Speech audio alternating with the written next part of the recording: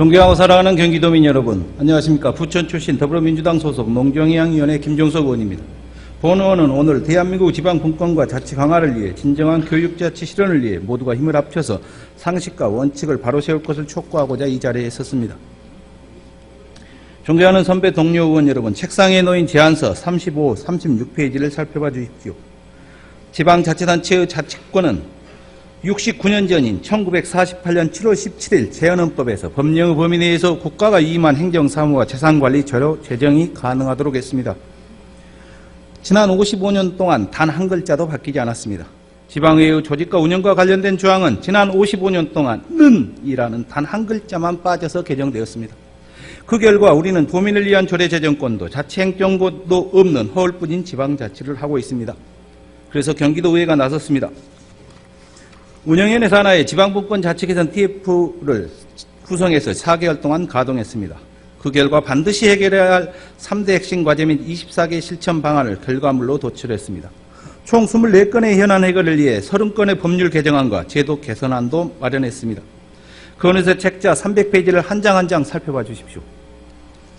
페이지마다 지방정부와 지방의회를 억압하는 굴종의 역사로 가득 차 있습니다. 문재인 대통령께서 연방제에 버금가는 강력한 지방분권이 이루어져야 한다면 내년 지방선거 시 개헌안을 국민투표에 붙이겠다고 목표를 제시했습니다. 내년에 지방분권형 개헌안을 쟁취해내지 못한다면 지금 여기 본회의장에 있는 우리 모두는 역사의 죄인이 될 것입니다. 외람되지만 내년 지방선거를 통해 경기도민들에게 가장 필요한 것은 남경필 도지사, 이재정 교육감, 정기열 의장을 비롯한 우리 128명의 도의원이 아닙니다.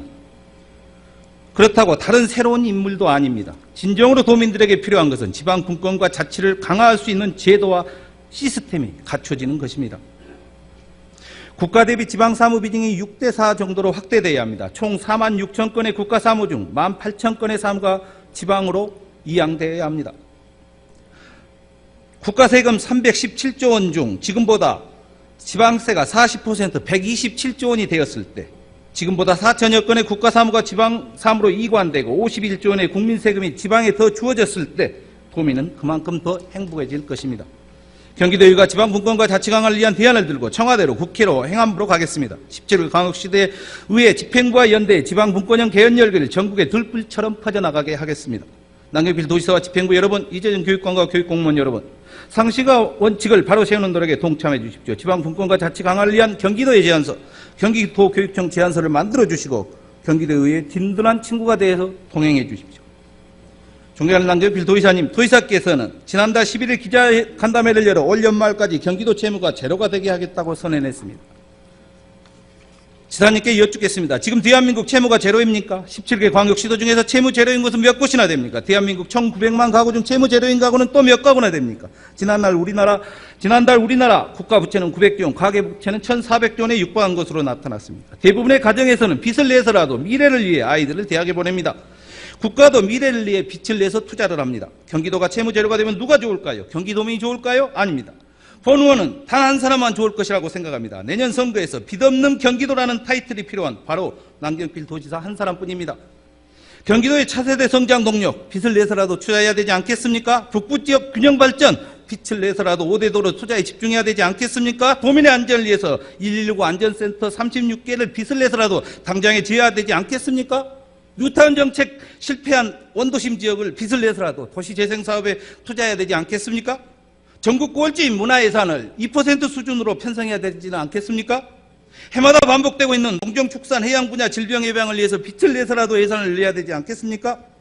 인구 절벽 대한민국 빚을 내서라도 출산 장려 대책을 마련해야 되지 않겠습니까? 전국 17개 광역시도 중에서 유일하게 채무 제로를 선언한 광역지자체장이 있습니다. 도지사직 꼼수 사태를 통해 스스로 지방분권과 지방자치를 짓밟고 적자를 이루어 진지우려를 폐쇄하고 무상급식을 중단한 불통과 아집의 상징 바로 홍준표 전 경남도지사입니다. 남경필 도지사님, 상식과 원칙을 벗어났습니다. 심사숙고하셔서 채무 제로 선언을 철회해 주십시오. 존경하는 남경필 도지사님, 경기연정을 시작하면서 우리는 아무도 가보지 않은 길을 갔습니다. 이제 또 우리는 아무도 해보지 않았던 마무리를 해야 됩니다. 아름다운 이별이 될지 상처만 남은 이별이 될지 아직은 가늠할 수가 없습니다. 벌써부터 선거연대가 나오고 선거를 의식한 숙성되지 않는 정책이 우후죽순처럼 올라오고 있습니다. 이럴 때일수록 초심으로 돌아가야 됩니다. 8월 말 현재 288개 연정 과제 중 완료된 과제가 29건입니다. 평균 추진율은 62%입니다. 남경필 지사님, 민생 연정 과제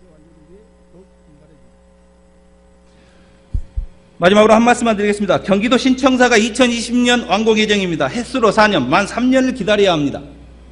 본청 구간 일부 공간을 의회에서 사용할 수 있도록 지사께서 특단의 대책을 마련해 주시기 바랍니다. 경기도 공무원 중 지하에서 근무를 하고 있는 공무원들이 몇 분이나 되신지 모르겠습니다. 경청해 주셔서 고맙습니다.